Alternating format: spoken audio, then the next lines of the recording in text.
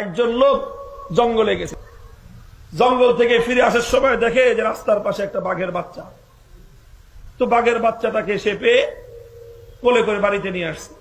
শখে শখে ঘুরতে ঠেলায় শখে বাঘের বাচ্চা করে নিয়ে আসছে, ঘুরতে ঘুরতে বাড়িতে নিয়ে আসছে। এখন বাড়িতে তো আনছে ভালো কথা, শখে শখে, কিন্তু এই বাঘের বাচ্চা পালবে কেমনে? বাঘের বাচ্চা খায় বাঘিনীর দুধ। এখন বাঘিনী গেছে কোথাও জঙ্গলে শিকার করতে, বাঘের বাচ্চা ধরে বাড়িতে নিয়ে চলে আসছে। এখন বাড়িতে এনে তো পড়ছে বিপাকে যে বাঘের বাচ্চা পালবে কিভাবে। পরে হঠাৎ তার মাথায় বুদ্ধি আসছে যে ঘরের মধ্যে তো আছে ছাগল, ছাগলের বাচ্চাও আছে। তো চিন্তা করলো ছাগলের বাচ্চা তো ছাগলের দুধ খায়, তো বাঘের বাচ্চাটাকে দেখি তো ছাগলের দুধ খায় কিনা। তো বাঘের বাচ্চা ধরে নিয়ে ছাগলের ওলানের মধ্যে মুখ লাগাই দিছে। তো বাঘের বাচ্চার পেটের মধ্যে প্রচন্ড ক্ষুধা, মুখের মধ্যে যখন দুধ আসছে, তো এই দুধটা ছাগলের দুধ না বাঘের দুধ, এটা তার গবেষণা করার দরকার নাই। ও ছাগলের দুধ খাইছে, দুধ খেয়ে ওর পেট ভরে গেছে, সমস্যার সমাধান হয়ে গেছে। লোকটা চিন্তা করলো যাক, ছাগলের দুধ খেয়ে বাঘের বাচ্চা পালা যাবে। তো এইভাবেই বাঘের বাচ্চা ছাগলের বাচ্চার সাথে থাকে, ছাগলের দুধ খায়, আর এভাবেই দিনকাল কাটতেছে। দিন যায়, মাস গড়ায়, আস্তে আস্তে ছাগলের বাচ্চাও বড় হয়, বাঘের বাচ্চাও বড় হয়। তো ছাগলের বাচ্চা যখন একটু বড় হয়, তখন ছাগলের মাথায় কি গজায়? শিং গজায়। আর ছাগলের চরিত্র হলো যখন নতুন শিং গজায় তখন খামাখাই খালি গুতাগুতি করে। ব্যাঙ যখন নতুন পানি পায় অযথাই লাফালাফি করে, আর পাতি নেতারা যখন সামান্য একটু ক্ষমতা পায় অযথাই পাবলিককে উৎপাত করে। যারা সম্ভ্রান্ত নেতৃত্বের অধিকারী তারা কিন্তু পাবলিককে উৎপাত করে না, কথা ঠিক? এই তিন শ্রেণী, পাতি নেতা, কোন ব্যাঙ আর ছাগলের বাচ্চা, চরিত্র তিনটার একরকম। তো ছাগলের বাচ্চার যখন শিং গজায় তো খালি গুতাগুতি লাগে, সবকিছুর সঙ্গে গুতায়। দেখবেন গাছের মধ্যে, বেড়ার মধ্যে যা পায় তার সাথে গুতাগুতি করে, আর একটা তো আরেকটার সাথে গুতাগুতি লাগেই। তো সবগুলো যখন একটার সাথে একটা গুতাগুতি লাগে, তো বাঘের বাচ্চার সাথে গুতাগুতি লাগে। তো বাঘের বাচ্চার সাথে যখন গুতাগুতি লাগে তো বাঘরে গুতায় ছাগল মজা পায়, কারণ বাঘের বাচ্চার মাথাটা তো নরম, ওর মাথায় তো শিং নাই। তখন ছাগল যখন গুতা দেয় তো ছাগলের দেখা দেখি বাঘের বাচ্চাও গুতা দিতে যায়। তো বাঘ যখন বাঘের বাচ্চা যখন নরম মাথা দিয়ে ছাগলের শিংয়ের মধ্যে গুতা দেয়, উল্টা ব্যথা পায় আর কান্দে যে হায় হায় আমার মাথায় কি নাই। আল্লাহর কাছে দোয়া করে যে আল্লাহ তুমি আমার দুটো শিং দাও, এই দুই শিং দিয়ে আমি কি করব? ছাগল রে গুতাইব। এখন বলেন তো বাঘের বাচ্চা কতদিন পর্যন্ত দোয়া করলে আল্লাহ দোয়া কবুল করবে? ওর মাথায় কোনোদিন আল্লাহ পাক ছাগলের মতো শিং দিবে? তো ওই আফসোস নিয়েই আসে, আল্লাহর কাছে দোয়া করতেছে যে আল্লাহ দুটো শিং দাও, ছাগল রে গুতাবো। এইভাবেই চলতেছে। একদিন মাঠের মধ্যে গোটা ছাগলের পাল মাঠের মধ্যখানে চড়তেছে। তো ওই মাঠের মধ্যখানে ছাগলের সব বাচ্চারা বাঘের বাচ্চা নিয়ে তামসা করতেছে। একটা মাথার মধ্যে, একটা পেটের মধ্যে, একটা পিঠের মধ্যে খালি গুতায়, আর বাঘের বাচ্চা খালি কান্দে।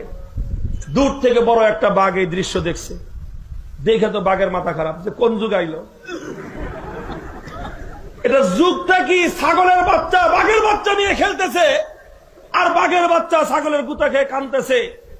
এটা দেখে তো বড় বাঘের মাথা খারাপ হয়ে গেছে। তো ও বড় বাঘটির সামনে আসছে, কিছু দূর আইসা এক জায়গায় দাঁড়ায় একটা হুঙ্কার দিছে, একটা গর্জন দিয়েছে। বাঘের গর্জনে তো শুধু আকাশ বাতাস না, পাহাড় পর্যন্ত থরথর করে কাঁপে। তো বাঘের গর্জন শুনে ছাগলের অবস্থা কি? সব ছাগল এই বাঘের গর্জনে যে যেদিকে পারে খালি প্রাণপণ দৌড়ায় আর দৌড়ায়। ছাগলেও দৌড়ায়, ছাগলের তালে তালে ছাগলের বাচ্চাও দৌড়ায়, আর ছাগলের বাচ্চার তালে তালে বাঘের বাচ্চাও দৌড়ায়।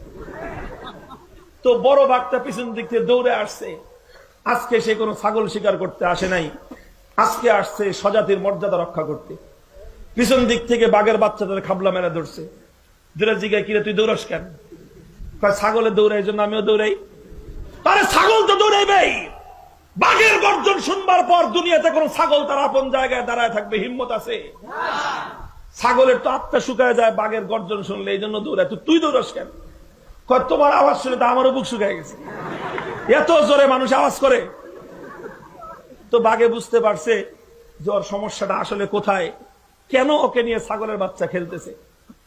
তো বাঘের বাচ্চা ওরা ট্রিটমেন্ট করতে চায়, ওরা ধরে নিয়ে গেছে একটা জঙ্গলের ভিতরে একটা পুকুরের কাছে। পুকুরের ঘাটলায় নিয়ে যায়, কয় যা পুকুরের ঘাটলা থেকে পানি খেয়ে। এখন তো বাঘের বাচ্চা নামতে চায় না, সারা জীবন থাকছে ছাগলের সাথে, চরিত্র হয়েছে ছাগলের মতো। ছাগল তো পুকুরে ঘাটলায় নেমে পানি পান করে না, ছাগল চুঙ্গার মধ্যে পানি খায়। এই বাঘেও সারা জীবন চুঙ্গায় পানি খেয়েছে। আজকে যখন বড় বাঘ ওরে দাবরানি দিছে, বড় বাঘের দাবরানি খেয়ে পুকুরে নামছে। নেমে যখন পুকুরের স্বচ্ছ টলটলে পানির মধ্যে মুখ দিছে, তো চেহারা ভেসে উঠছে। তো প্রথমে তো ভয় পেয়ে গেছে যে এর মধ্যে বাঘ আসলো কোত্থেকে। পরে ভালো করে লক্ষ্য করে দেখে নিজের চেহারা, এটা তো আমার চেহারা, আমারই প্রতিবিম্ব। ওই নিজের চেহারা যখন দেখছে ওর ভাব পরিবর্তন হয়ে গেছে। এখন তো বুক ফুলে হাঁটেও। এখন বাঘের বাচ্চাটা এই অবস্থায় ও বুক ফুলে উপরে উঠে আসতেছে। বাঘে তো বুঝছে যে কাম হয়ে গেছে। পরে জিগায় কিছু দেখছস? কহা দেখছি। কি দেখছস? চেহারা দেখছি, আমার চেহারা। কার মতো? তোর চেহারা ছাগলের মতো? কেন ওস্তাদ, আমার চেহারা তো তোমার মতো।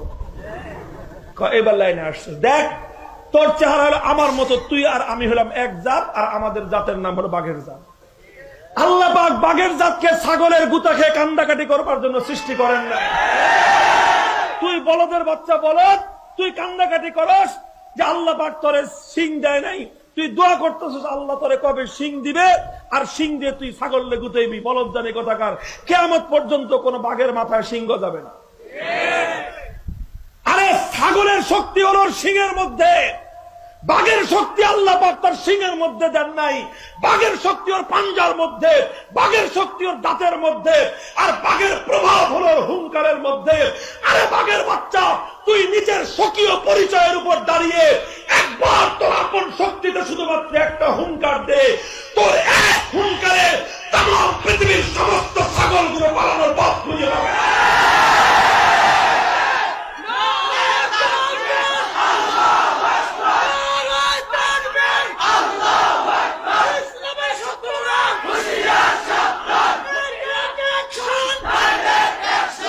মুহতারাম হাজিরিন, বলতে চাই আল্লাহ পাক মুসলমান জাতিকে বানিয়েছিলেন বাঘের জাত, আর মুসলমানদের সামনে তাম পৃথিবীর সমস্ত বেঈমান, সমস্ত মুনাফিকরা ছাগলের জাতের চেয়ে বেশি কিছু না।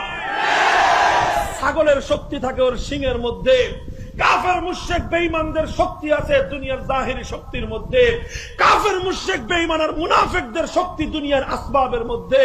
আর বাঘের জাত ঈমানদারের শক্তি আল্লাহ পাক রেখেছেন ঈমানের মধ্যে।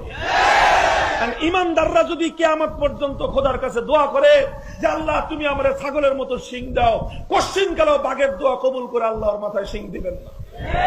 আজ দুনিয়াতে বাঘের জাত ঈমানদাররা আল্লাহর কাছে দোয়া করতেছে, আল্লাহ তুমি আমাদেরকে ইউরোপের মতো উন্নত বানায় দাও, আল্লাহ তুমি আমাদেরকে আমেরিকার মতো শক্তি দাও, আল্লাহ তুমি আমাদেরকে রাশিয়ার গোলাম বানায় দাও, আল্লাহ তুমি আমাদেরকে চীন আর ভারতের দালালি করার তৌফিক দাও। আরে পুরো কপালী মুসলমান, আল্লাহ তোদেরকে তৈরি করেছিলেন চীন